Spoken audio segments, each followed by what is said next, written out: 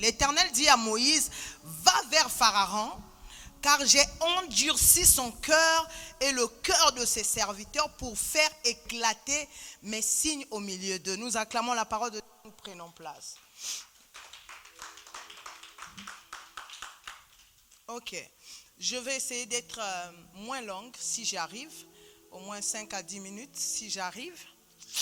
Et puis, nous allons prier. Depuis maintenant, c'était le dimanche dernier, nous n'avons pas eu culte, donc il y a 2 semaines de cela, nous avons parlé sur la mentalité stratégique, n'est-ce pas? Nous avons dit que la différence se faisait pour le genre de mentalité, c'est-à-dire que pour traverser les... Comment on appelle les mondes, les sphères, les situations, il fallait avoir un genre de mentalité et ce genre de mentalité allait nous permettre au fait de transcender et de traverser les réalités, n'est-ce pas? Amen. Maintenant, je voudrais attirer notre attention vraiment attirer notre attention parce que je suis encore sur la mentalité stratégique. Amen. Vous devez savoir ceci.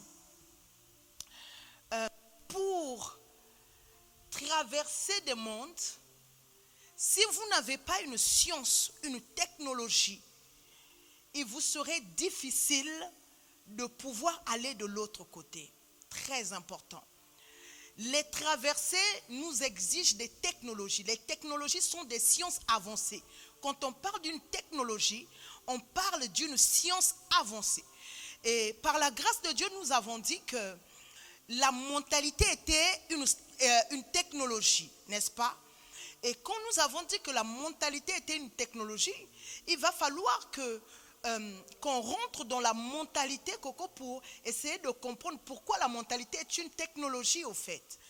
Le monde définit la mentalité comme l'ensemble des croyances et des habitudes qu'un individu ou qu'un esprit a. C'est vite? C'est rapide? Si mes petits-enfants me disent que c'est... Toi, tu peux mémoriser, mais il y a des jeunes, amen. Quand on parle d'une mentalité, on parle des habitudes, d'accord, ou des coutumes, les habitudes qu'un esprit a, voilà. Donc, une mentalité, c'est vraiment des habitudes, des coutumes qu'un esprit a, qui l'aident dans son fonctionnement. D'accord? Vous voyez par exemple quand vous vous levez le matin, si vous êtes habitué à boire de l'eau chaque matin, cela devient une coutume. On dit quoi? Une coutume. Amen. Et donc, vous devez comprendre que quand on parle de mentalité, on parle de croyances et des habitudes qui animent un esprit. Est-ce qu'on est bon? Croyances, ma chérie, plus habitude qui anime une personne, c'est ça la mentalité. Donc, pour qu'une personne réagisse, il faut que ses croyances interviennent, il faut que ses habitudes interviennent. Ok. Donc, cela voudrait dire que pour traverser quelque chose, on traverse des choses avec ses croyances, les croyances qu'on a, et avec les habitudes qu'on a. Ce qui fait mouvoir l'homme, ce sont les croyances et les habitudes, d'accord? Par exemple, le système gestuel, le gestuel que j'ai, c'est parce que j'ai déjà des coutumes ou des habitudes d'agir avec les mains d'une certaine manière, que quand je parle automatiquement, il y a une façon de faire qui s'installe, d'accord? Et cette façon de faire, pour moi, est aussi liée avec... Parce que quand je parle, quand j'indexe quelqu'un, parce qu'au fond de moi, pour dire à la personne que s'il s'agit de toi, il faut que je l'indexe. Donc, fixé dans l'esprit, ok? Ça, c'est le monde qui le définit comme ça. D'accord? Je suis aussi d'accord avec cette définition et vous me connaissez. J'aime pas m'arrêter à une définition, n'est-ce pas? Donc maintenant, dans une dimension d'esprit et dans une profondeur spirituelle, on parle de mentalité comme un système d'exploitation. D'accord?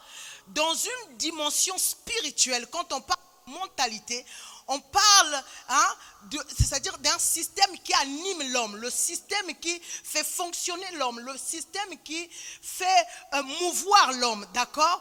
Et quand on parle de système d'exploitation, automatiquement on parle d'une science. Dans chaque système d'exploitation est cachée une science. Ouf! Alléluia! Oh, la parole de Dieu est sucrée, n'est-ce pas? Oh, mais vous êtes concentrés à écrire, écoutez-moi aussi. Vous pouvez réécouter votre prédication après. Donc, derrière chaque exploitation, il y a une science. Et quand la science est avancée, on parle de technologie. La technologie est souvent la rapidité d'une science. Ok? C'est-à-dire quand on commence à déployer, c'est quoi une technologie? On commence à parler de la vitesse. Chaque science a une vitesse. La grandeur des sciences, c'est leur vitesse dans leur action. Alors, je reviens encore, quand on parle d'un système, on dit quoi? Un système ou aidez-moi là aujourd'hui, je ne sais pas si c'est la grippe ou c'est, je ne sais pas c'est comment. Mais soyez avec moi dans tous les là, les le, comprenez-moi. Amen. Parce que sinon, je prends quelqu'un d'autre qui vient prêcher et continuer la prédication avec moi. Je choisirai dans la salle. C'est pas... Personne ne répond. Personne ne répond. Mais attends, je vous nourris quand même depuis quelques mois. Voilà, 1 an bientôt là. La semaine prochaine, ça va faire 1 an qu'on est là. Waouh. Déjà. Amen. Donc, je crois que vous pouvez reproduire ce que je vous transmets, n'est-ce pas? Même vous-même, vous ne croyez pas à vos amens. Amen. Donc, on était en train de parler qu'une science exige une vitesse dans son accomplissement. Amen. Mais la chose la plus importante dans la mentalité, si la mentalité c'est un système d'exploitation, ça voudrait dire que la mentalité est un assemblage de lois. Ok? La mentalité c'est un assemblage. Parfois vous me faites rire. J'essaie d'être terre à terre quand même, hein, ça va, non? Ok. Bon, il y en a qui boudent, mais je pense que je suis terre à terre. Donc, quand on parle de la mentalité, on parle d'un assemblage. Ça veut dire que les lois ont été mises ensemble pour aider quelqu'un à fonctionner, pour aider quelqu'un à se mouvoir, pour aider quelqu'un à prendre les décisions. C'est ça le système d'exploitation. Autour d'un système d'exploitation, il n'y a pas qu'une loi. C'est toujours un assemblage des éléments. Ok? Donc, dans la mentalité, quand le monde définit comme l'ensemble des croyances, ils ont raison parce qu'il faut plusieurs lois pour aider un système à fonctionner. Ok? Maintenant, pourquoi de l'assemblage de plusieurs lois? C'est parce que Dieu a besoin d'étendre au fait. Dieu a besoin d'aller à gauche, à droite, de l'ouest à l'est pour permettre à ce qu'il a envie de faire se réalise. Alléluia. Le texte que nous venons de lire, j'ai dit que je prêcherai 5 minutes, je pense que je vais vers la fin. Ok, parce que au fait, le rhume cherche à descendre, donc c'est très désagréable. Amen. Donc aidez-moi, si je ne reste pas longtemps, comprenez que c'est vraiment le corps qui embête. Mais j'essaie de donner le meilleur. Amen. Oh, gloire à Dieu. Le texte que nous venons de lire dit quelque chose qui m'a bouleversé ma fille. Le texte dit ceci. L'Éternel dit à Moïse, va vers Pharaon, car j'ai endurci son cœur. L'objectif des systèmes d'exploitation, c'est de pouvoir exploiter tous les éléments qui nous permettent d'atteindre nos objectifs. Ça veut dire que si j'arrive devant un monde, mon système d'exploitation doit travailler de sorte que le monde me donne les accès. Ça voudrait dire que quand j'ai un système d'exploitation, pour que ce système soit grand et puissant, il faut que ce système arrive à me donner ce que j'ai besoin d'obtenir, d'accord, à satisfaire mes désirs en d'autres termes. Maintenant, ce qui est grave dans le texte que nous venons de lire, la Bible est en train de dire que c'est Dieu qui a endurci le cœur de Pharaon. Donc le système de Dieu, le système qui fait que Dieu soit Dieu, le système qui fait que Dieu fonctionne et travaille, n'a pas seulement le pouvoir d'agir en sa personne, mais a le pouvoir aussi d'agir chez d'autres personnes. My God, je prie que Dieu te donne la puissance, capacité de ne pas agir que pour toi, mais de manipuler aussi des réalités autour de toi. Le système qui faisait que Dieu soit Dieu en face de Pharaon, son système d'exploitation avait le pouvoir, ou sa science, ou encore sa mentalité stratégique ne s'arrêtait pas que sur son être. Sa mentalité stratégique avait une puissance de manipuler aussi les mentalités des autres. Alléluia. Donc la mentalité de Dieu savait comment rentrer dans la mentalité d'une personne, s'asseoir et faire croire à la personne que les idées viennent d'elle, alors que les idées ne viennent pas d'elle, les idées viennent d'une tierce personne. Ceux qui ont compris cela, ils savent que le monde auquel nous sommes, c'est un monde où tout le monde manipule tout le monde. Si vous n'avez pas compris que l'objectif d'une mentalité, c'est de manipuler les réalités, les individus, vous passez à côté. La première stratégie d'une mentalité stratégique, c'est de mener, c'est-à-dire la science que l'on transporte, à transformer les esprits des autres. Ça vous fait où? Mais c'est la vérité. Donc, au fait, sachez ceci. Si par exemple, moi je viens prêcher devant vous, parce qu'il y a un système à l'intérieur de moi qui a la possibilité et la capacité de rentrer dans vos cerveaux et de pouvoir manipuler vos croyances, de manipuler votre entendement. Donc vous devez savoir que face au monde auquel on traverse, il faut qu'on ait l'avance. Il faut qu'on ait l'avance sur les réalités de ce qui est devant nous pour pouvoir les changer. Je vais le dire mieux dans un langage terre à terre parce que j'ai l'impression qu'on ne se comprend pas. Vous devez savoir, les amis, que la mentalité stratégique exige quelque chose de très fort. La mentalité stratégique s'assoit que dans les futurs. La mentalité stratégique rentre dans les futurs pour manipuler les futurs. Ça veut dire que quand je vois une personne, je ne le vois pas que dans son présent. Je le vois dans son devenir. Alléluia. Et parce que je le vois dans son devenir, regarde, la parole dit, j'endurcirai le cœur de Pharaon. Ça veut dire que Dieu ne dit pas que j'endurcis son cœur aujourd'hui. Le Seigneur dit que je vais rentrer dans son futur. Je vais aller changer les choses dans son futur et il ne serait même pas, il ne saura même pas que j'ai modifié son futur. En fait, quand vous avez la stratégique, cette mentalité a pour but de rentrer dans les futurs de ceux qui sont devant vous, dans les futurs des gens qui se présentent devant vous, pour que vous ayez c'est-à-dire la puissance de les dévancer. Je vous ai parlé il y a quelques jours passés. Haché ne sait pas, c'est-à-dire n'a pas cherché Jésus dans son présent. Il savait que Jésus était en train de marcher quelque part, mais lui, il est allé monter sur un sycomore. Il a laissé Jésus dans le présent et il est rentré dans le futur de Jésus. Pourquoi? Parce qu'il savait que quand on cherche à changer une destinée, on ne change pas une destinée par le présent. On change une destinée parce qu'on a sélectionné les éléments futurs.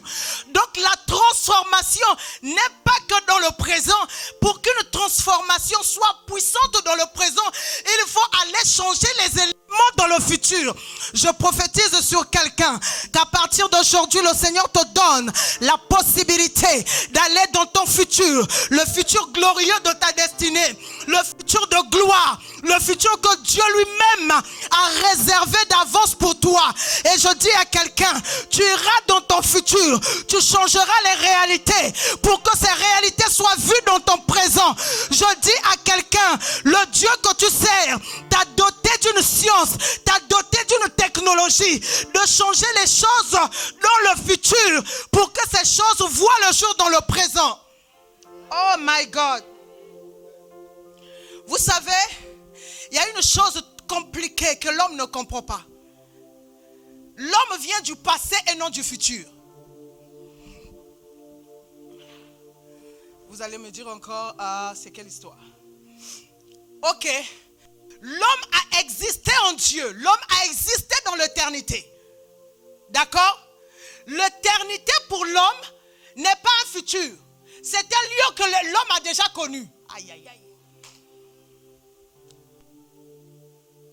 L'éternité, ce n'est pas un lieu que l'homme ira découvrir. C'est un lieu où l'esprit de l'homme était. Regardez, Genèse 1er, 26. Dieu créa l'homme, d'accord? Il créa l'homme et la femme. Et ensuite, Genèse 2, il introduit sur la terre. Et quand il introduit sur la terre, quand l'homme meurt, la Bible dit quoi? L'esprit retourne à Dieu. Quand l'esprit retourne à Dieu, l'esprit retourne où? Dans un futur ou dans un passé ou dans un lieu où il était déjà. Donc l'homme ne vient pas d'un futur. L'homme vient du passé et retourne vers son passé. Parfois, bon là, je vous complique les choses. Non, parce que comment Emmanuel me regarde là, hein? Tu cherches à comprendre mon fils. C'est compliqué. Non, c'est plutôt excusez-moi, j'ai là mon nez là. Non. Désolé, hein,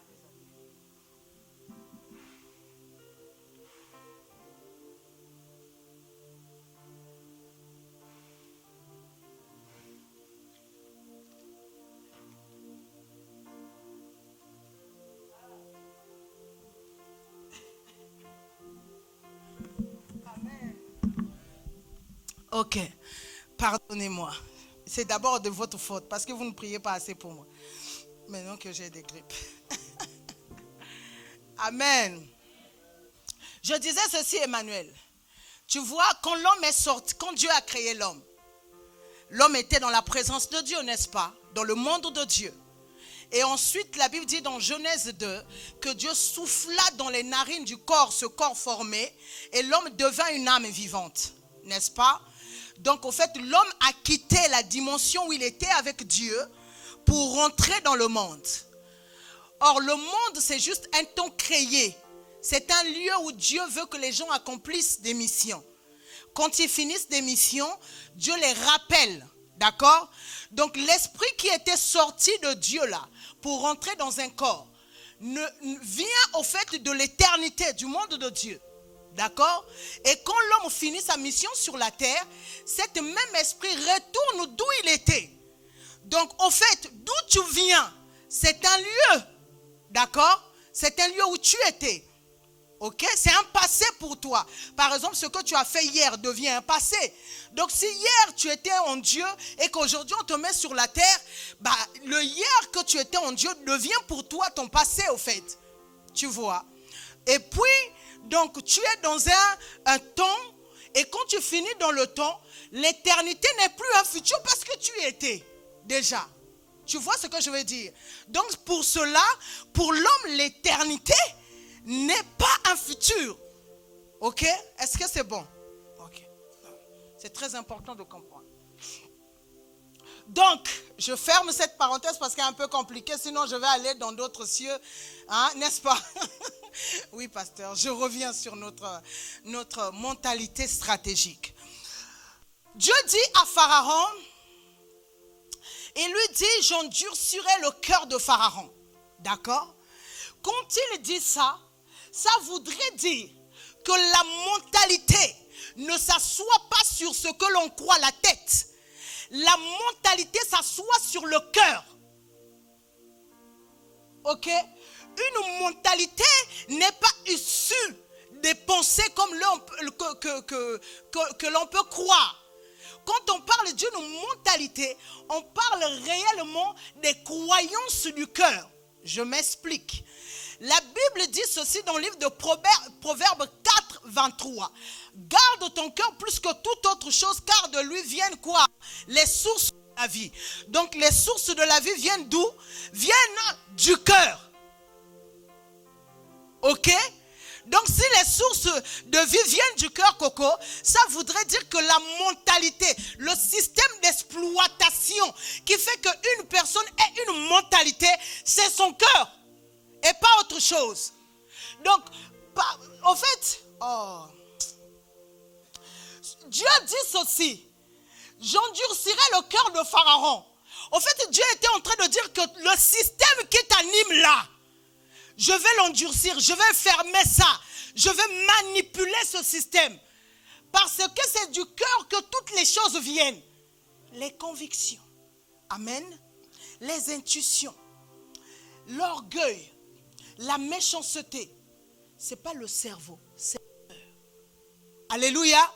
Donc si vous voulez transformer votre mentalité en l'introduisant une mentalité stratégique, il vous faut d'abord circoncire votre cœur. Alléluia. Donc celui qui ne circoncit pas son cœur ne peut pas avoir une mentalité stratégique. Les gens peuvent te faire du mal, Coco. Les gens peuvent être ingrats avec toi. Mais si tu acceptes de changer ton cœur par rapport à la mentalité, par rapport aux réactions des gens, ça veut dire que ton système d'exploitation a des failles. Or, un système d'exploitation, pour que ce système n'ait pas de failles, il va falloir que les éléments qui viennent de l'extérieur ne touchent pas ce système-là. Ça veut dire que vous devez être à même. On vous critique, vous continuez de faire. On parle mal de vous, vous continuez de faire. C'est-à-dire que vous ne changez pas votre nature parce qu'il y a la méchanceté tout autour de vous. Vous ne changez. C'est facile de le dire, mais c'est difficile de le faire. Alléluia. C'est très difficile. Quelqu'un te fait asseoir et parle mal de toi, dit les choses sur toi. Continue à aimer une telle personne. Ce n'est pas simple. C'est pourquoi Jésus ne nous demande pas de prendre les habitudes du monde. Jésus nous demande de prendre ses habitudes. Dieu tient à ce que notre système d'exploitation ne soit pas, ne soit pas atteint par des virus. Amen. Ça veut dire que vous n'avez pas à agir comme ceux du monde. Ceux du monde volent, vous volez. Ça veut dire que vous avez le même système d'exploitation que ceux du monde. Alléluia. Donc vous devez comprendre qu'une mentalité stratégique exige un cœur circoncis, exige un cœur pur, exige un cœur qui respecte les règles.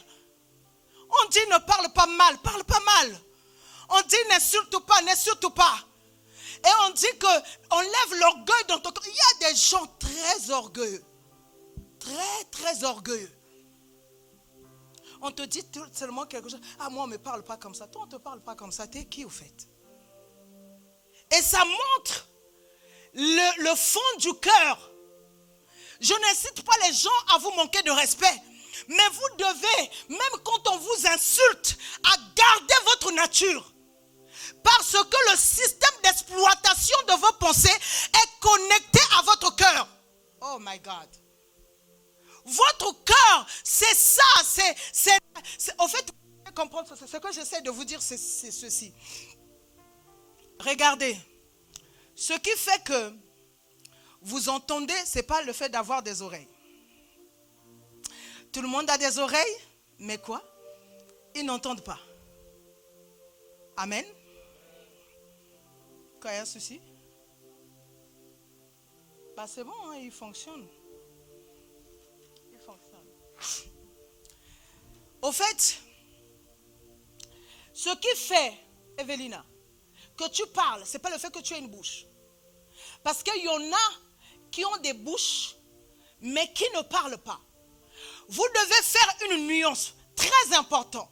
Il y a ce qu'on appelle les appareils et il y a ce qu'on appelle les sensibilités. Je vais m'expliquer. Ça ne sert pas de faire des grimaces. Je vais t'expliquer. Amen. Avoir un téléphone ne veut pas dire que le téléphone fonctionne. N'est-ce pas? Ce qui fait fonctionner le téléphone, c'est son système d'exploitation. Ok. Ce qui fait que je parle, ce n'est pas la bouche. C'est au fait les, comment on les appelle, les muscles, les, comment? Non, pas que des cordes vocales. Au fait, c'est le système nerveux, c'est ça. C'est le système nerveux de la bouche qui permet à mes cordes vocales d'émettre les sons. Tu vois ma petite fille, c'est pas seulement les cordes, non, c'est le système. Si le système à l'intérieur ne fonctionne pas, ça voudrait dire que même l'appareil ne me servira à rien, ok? Donc ce qui fait que les gens parlent ou les gens entendent, que les gens c'est pas le fait d'avoir les yeux. Ce qui fait que vous ayez au fait, comment on appelle, les yeux qui voient, qui définissent les couleurs et autres, c'est le système d'exploitation derrière. C'est comment vous avez été confectionné. Oh my God. Et c'est ça qui fait que vous pouvez entendre, vous pouvez voir, vous pouvez parler, vous pouvez vous mouvoir, au fait. Ok? Au fait, le plus important dans l'homme, c'est, regardez quelque chose. Si vos os ne fonctionnent et que vos ne pas, vous ne pouvez pas faire quoi que ce soit. D'accord? Ça veut dire que ce qui donne l'habilité à mes os, c'est le système d'exploitation qui est dans mes os. Donc le système nerveux. Amen. Donc vous devez comprendre que de mon cœur, il y a un système, c'est-à-dire d'exploitation qui sort de mon cœur pour me permettre d'écouter, pour me permettre d'analyser les choses. Donc, les nerfs, cela veut dire quelque chose de grave. C'est qu'au fait, les solutions me viennent de mon cœur, du système d'exploitation de mon cœur.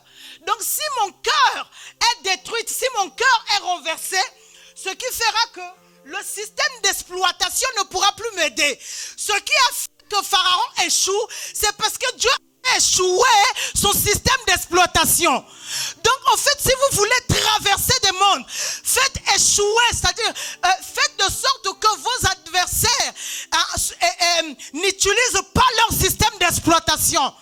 Est-ce que je parle à quelqu'un? Oh là là, mon nez me dérange grave, les amis. Aïe, aïe, aïe, aïe, aïe. Je suis désolé. Hein? Voilà. Donc, en fait, les amis, système de vos ennemis, il faut que vous arriviez. En fait, l'objectif de la mentalité stratégique, Corinne, l'objectif d'avoir la mentalité stratégique, c'est que tu dois faire comme Dieu, endurcir le cœur de tes ennemis pour parfaire ta gloire. C'est-à-dire que tu dois réussir, alléluia, à influencer leur système pour que ton système à toi prévaut, prenne le dessus, prenne le contrôle. Dieu a dit, le Pharaon et ses serviteurs, j'endurcirai leur cœur. Oh my God. J'endurcirai leur cœur, j'endurcirai leur cœur. Pourquoi? Si je n'endurcis pas leur cœur, leur système va commencer à parler. La preuve, quand on a jeté le bâton d'Aaron, et ils ont jeté aussi leurs bâtons qui sont devenus des serpents. Alléluia. Chaque miracle que Dieu faisait, il le faisait. Jusqu'au moment où Dieu dit que non, j'endurcis son cœur. C'est-à-dire qu'il le met dans une ignorance et une incrédulité. Le but de les emmener dans cette ignorance, c'était pour montrer qu'il y avait là une technologie, une science qui a le pouvoir de faire taire la science des gens, qui a le pouvoir de faire taire la stratégie des hommes, qui a le pouvoir. Ce que je suis en train de nous dire, vous servez un Dieu qui contrôle les ennemis. Vous servez un Dieu qui peut pénétrer dans le secret de vos ennemis et arrêter leur système de production. Au fait, vous devez savoir que Dieu, dans sa façon de faire, il veut simplement paralyser l'ennemi pour que toi tu traverses. Dans ce que Dieu veut faire, Dieu veut que lors de tes traversées, que tes ennemis n'aient pas de mouvement. Dieu ne veut pas que pendant que tu traverses, que des gens te pourchassent. Dieu ne veut pas que pendant que tu traverses, qu'il y ait des personnes derrière toi en train de te suivre et de te pourchasser. Ce que Dieu veut, c'est que tu paralyses tes ennemis pour que ta traversée soit facile. J'annonce à quelqu'un que nous sommes déjà dans cette lignée de ceux-là qui traversent sans difficulté. La Bible dit, oh my God, ceci, quand je traverse la vallée de l'ombre de la mort, je ne crains aucun mal. Je dis à quelqu'un, l'ennemi qui a fait peur à ton père, l'ennemi qui a fait peur à ta mère, l'ennemi qui a terrassé tes aïeux, quand il s'agit de toi, ne te terrassera pas. Pourquoi? Parce que tu as la science de faire taire l'ennemi, my God. Tu as en toi le Dieu qui fait taire les ennemis. Quand tu comprends ça, tu chercheras à chérir ton cœur plus que tout. Alléluia. Ce n'est pas normal d'être méchant gratuitement. Parce que tu es en train d'handicaper le système qui t'exploite. Ce n'est pas bien c'est-à-dire de mentir, de voler, de tricher.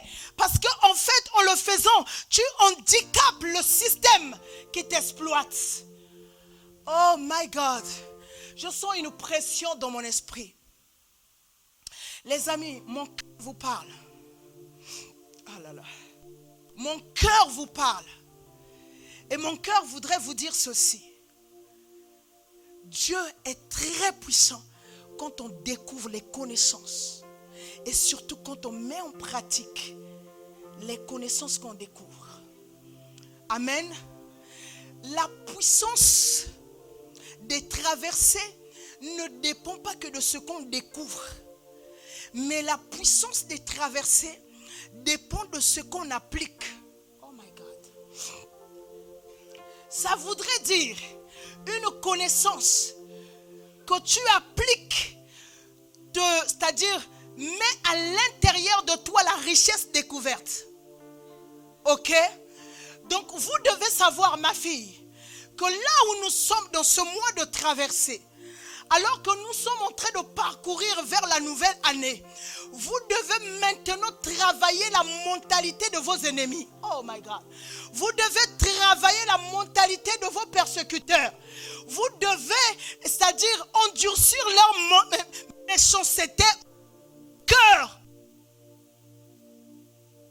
Dans ce mois, pour que Dieu vous donne de transcender sur les cœurs de vos ennemis. Amen.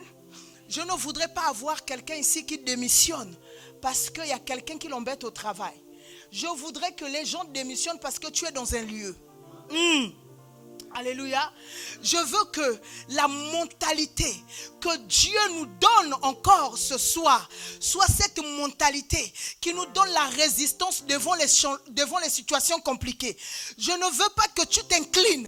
Je veux que tu regardes la situation et par le Dieu que tu sais, que tu transformes la situation en ton avantage. Je suis en train de dire ceci. En fait, Dieu, le Dieu que nous prions, ma fille, quand il arrive devant le chaos, ce qui a transcendé dans son esprit, c'est la mentalité de faire taire le chaos et de créer du chaos quelque chose. Alléluia. Vous avez la mentalité stratégique. La première chose, pour avoir une mentalité stratégique puissante, il faut vérifier le système d'exploitation s'il y a des failles ou des parasites. Donc, on soit le cœur. Est-ce que je parle à quelqu'un? Donc, si j'ai besoin d'une mentalité stratégique, dis, j'aime bien quand tu me regardes pour me dire que reprends. N'est-ce pas? C'est tes yeux parlent, tes yeux me parlent, non? C'est ça, non? Hein? Ben oui. Donc, qu'est-ce que j'ai dit avant? C'est quoi la mentalité? Ben, c'est toi que je parle. Qu'est-ce que tu as écrit? Au fait, la première chose, ce que j'ai dit, c'est que la première chose, il faut contrôler si votre système d'exploitation fonctionne. Donc, pour vérifier si votre système d'exploitation fonctionne pour avoir une bonne mentalité, il faut regarder à votre cœur. Regardez si vous avez des haines inutiles, si vous avez des méchancetés gratuites. Si vous voyez ça, ça veut dire qu'il y a un système qui a parasité pour empêcher votre système d'exploitation de travailler convenablement. Ok? Donc, checkez chaque jour votre système d'exploitation. C'est pourquoi, moi, quand j'ai grandi dans la foi, on avait l'habitude de dire sans effet. C'était pour nous une façon de chasser soit une mauvaise pensée, soit de chasser une réalité qu'on n'accepte pas. D'accord? Il y a un genre de pensée qui arrive. Vous pouvez dire à ce genre de pensée, non, non, non, non, je ne veux pas. Par exemple, quand nous, on grandissait, on marchait dans la route comme ça, et on voyait une sœur qui était mal habillée. D'accord? Au lieu de regarder, on obligeait nos yeux à regarder ailleurs pour que notre système d'exploitation reste pur. Je dis ceci, la puissance d'un homme dépend du fonctionnement de son système d'exploitation. Là, je t'ai donné le grand secret de la vie chrétienne, ce que je viens de te dire là. Je reprends le secret d'un homme, ce qui fait qu'un homme soit super puissant, qu'il soit résistant, imbattable. C'est quoi? C'est dans son système d'exploitation. Il faut que le système d'exploitation soit correct. Amen. Les avantages et les désavantages dépendent de votre système d'exploitation. La technologie traversée, c'est que le cœur, le vôtre, doit être à même de gérer en fait les conflits, pas que les vôtres, même les conflits de vos ennemis. Ok? C'est-à-dire que vous devez avoir cette capacité, pas seulement de vous gérer, mais de gérer aussi les réalités autour de vous. Mais pour avoir l'avantage, ce que Jésus dit, voici le diable vient. Mais il n'a rien de lui en moi. Ça veut dire que si Jésus a eu l'avantage sur le diable, parce qu'il n'y avait pas de possession du diable en lui. Il était pur dans ce qu'il était. D'accord? S'il a fait l'œuvre de la croix, c'est parce qu'en lui, tout y était. Oh my God. En lui, tout y était. Il n'y avait pas des choses du diable. Ce qui a fait qu'il supporte la croix, parce qu'il n'y avait rien du diable en lui. D'accord? Au fait, checkez la première clé. Regardez votre système d'exploitation. Qu'est-ce qu'on peut changer? Qu'est-ce qu'on peut améliorer? Qu'est-ce qu'on peut parfaire? C'est ça le secret de la puissance. Et c'est à partir de ce moment, vous allez voir, quand vous êtes bon et qu'on vous cherche inutilement, on ne vous atteint pas. Léna, quand tu es correct avec Dieu et correct avec autrui, même si on te cherche, on ne pourra pas t'avoir. Pourquoi? Parce qu'il y a un système d'exploitation qui ne donne pas au diable raison. Et je dis à quelqu'un, en cette fin d'année, tu ne donneras pas raison au diable. Tu ne donneras... Les amis, on va se lever. Parce... Avoir un cœur bon n'est pas une faiblesse. Tout nous pousse à croire cela. Être bon n'est pas une faiblesse. Non, non, pas du tout. Être bon, même quand on vous humilie, quand on parle de vous méchamment, même quand on travaille d'arrache-pied pour détruire votre être, avoir un cœur bon n'est pas une faiblesse. Au contraire, c'est une puissance pour déstabiliser l'ennemi. La technologie la plus rare et la mal comprise, c'est la technologie des cœurs. C'est grâce à un cœur qu'on peut transcender, qu'on peut aller de l'avant. C'est grâce à un cœur qu'on peut porter un peu plus une nation. C'est grâce à un cœur qu'une mère, même seule, arrive à porter les enfants et à s'oublier. Alléluia. C'est avec un cœur en or que malgré les péchés de l'homme, Jésus est resté fidèle à son épouse. Personne n'a le cœur de Jésus. Il a un cœur, vous le trahissez, vous dites les choses, vous l'insultez. Il a un cœur bon. Quand il a dit qu'il fait paraître le soleil pour le juste et pour le méchant, il le fait. D'accord? Dieu, dans son fonctionnement, Alex, il n'attend pas qu'on le fasse pour lui. Lui, il est le premier à faire. Si tu l'aimes, c'est parce qu'il était le premier à t'aimer. Si tu lui donnes, c'est parce qu'il a été le premier à te donner. Il n'y a rien que tu fais en premier pour lui. Il a été le premier à s'investir. Vous devez comprendre qu'avoir un cœur bon n'est pas une faiblesse. Et je vous rappelle ceci. Avec ce même cœur bon de Dieu, beaucoup iront en enfer. Mais il a un cœur bon. Parce que quand il leur a donné le temps, ils n'ont pas saisi le temps. Lorsqu'ils n'ont pas vu sa bonté, ne vous attendez pas que sa bonté va être lors de son jugement. Quand c'est le jugement, ça sera le jugement. Alléluia. Mais ne dites pas lors du jugement qu'il a été mauvais. Il a été bon. Vous n'avez pas profité. Vous avez pensé que la bonté est une faiblesse. Non. La bonté d'un cœur est un temps provisoire qu'on permet aux gens de se racheter et de saisir les opportunités. Mais quand le cœur se ferme, quoi que vous fassiez, rien ne peut être rattrapé. Donc un cœur bon n'est pas une faiblesse. Et je dis ça aux parents, je dis ça aux enfants, je dis ça aux épouses, je dis ça aux époux. Ne prenez pas pour acquis la bonté d'un cœur. Ne prenez surtout pas pour acquis la bonté d'un cœur. Ne prenez pas la bonté de votre époux. Ne prenez pas la bonté de votre épouse. Ne prenez pas la bonté de vos enfants pour acquis. Attention, parents, enfants, ne prenez pas la bonté de vos parents pour acquis. Il y a des parents qui laissent leurs enfants et qui les abandonnent sans remords.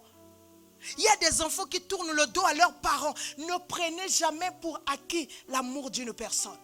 La technologie qui vous fait avancer, c'est la technologie des cœurs qui ressemblent au cœur de Dieu. J'en reviendrai, je n'ai pas fini. Amen. Parce que je veux que dans cette église, que vous ne bougez pas par rapport aux gens. Si on vous aime, une soeur te parle mal, que tu quittes l'église. Non, ça ne se fera pas ici. Amen. Il faut qu'on ait la bonté de traverser les mal, de traverser des mauvaises réactions, de traverser des mauvais comportements. La traversée, ce n'est pas seulement le monde, les mondes, c'est aussi traverser les choses, les méchancetés que les gens nous font. Alléluia.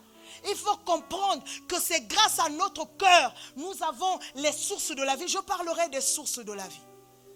Parce que si vous n'avez pas compris les technologies de la traversée, je vous assure les amis, il serait très compliqué de traverser.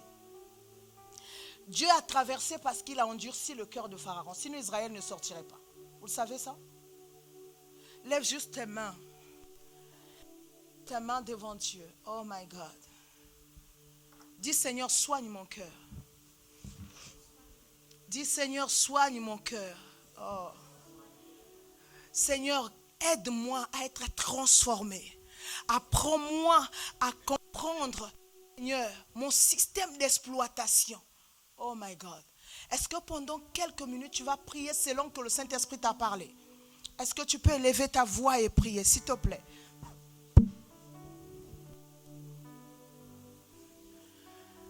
Demande à ton Dieu et à ton Père. Demande-lui de transformer ta façon de voir les choses. Qui t'aide à corriger ton cœur. Qui t'aide à transformer ta façon d'être. Qui t'aide, mais vraiment, à changer ta façon de faire. Dis-lui, Seigneur, aide-moi à être meilleur. Aide-moi à avoir un cœur qui te ressemble. Aide-moi à ne pas changer ma façon d'être. Aide-moi, oh Dieu de mon salut. Aide-moi, Seigneur, par ton esprit. Aide-moi, Seigneur, toi le Dieu de ma vie. Aide-moi, Seigneur, à être bon, à ne pas m'appuyer, Seigneur, oh Dieu de gloire, sur la méchanceté des gens. Aide-moi par toi-même, Seigneur. Oh Saint-Esprit. Nous levons tous nos mains. Je vais finir par cette prière. Nos mains levées devant ce grand Dieu. Et je voudrais que chacun se connecte à une portion de cette parole qu'il a touchée. Je voudrais que tu mettes dans ton esprit la parole, la partie qui t'a plus parlé. Et moi, je vais prier. Père, Dieu souverain, Roi des cieux, Créateur de l'univers visible et invisible, le Dieu des technologies et le Dieu des traversées, grand dans tes ouvrages, puissant Seigneur, ô Dieu, dans ton élan, rapide, plus rapide que la lumière, plus rapide Seigneur, ô Dieu de gloire, que les cieux, plus rapide, ô Dieu de gloire, que les univers, ô Dieu de gloire. Toi, quand tu dis la chose, Seigneur, ô Dieu, existe, Ma prière pour ton peuple, pour ton église, c'est que tu nous aides, Seigneur, à voir l'ornement du cœur nécessaire pour les traverser. Emmène nos cœurs, ô Dieu de gloire, à épouser, Seigneur, la mentalité stratégique. Ce système d'exploitation, ô Dieu de gloire, qui nous emmène à traverser. Oh my God, oh my God. Éternel, voici la saison est là. Oh my God. Voici la saison est là. Oh my God. Voici la saison. Mon Dieu, mon Dieu, mon Dieu, mon Dieu. Voici la saison. Mon Dieu, voici la saison. Elle est là, oh Dieu. Voici la saison. Je bénis ton nom pour cette saison. Oh my God. Seigneur, que ton esprit touche. Que ton esprit restaure. Que ton esprit crée du nouveau maintenant. Que ton esprit agit. Que ton esprit opère. Que ton esprit, Seigneur, ô Dieu de gloire, pénètre les cœurs dans le puissant et fort nom de Jésus. Est-ce qu'on peut l'acclamer, ce Dieu? À toi toute gloire, à toi toute gloire. À toi, mon Père, toute gloire.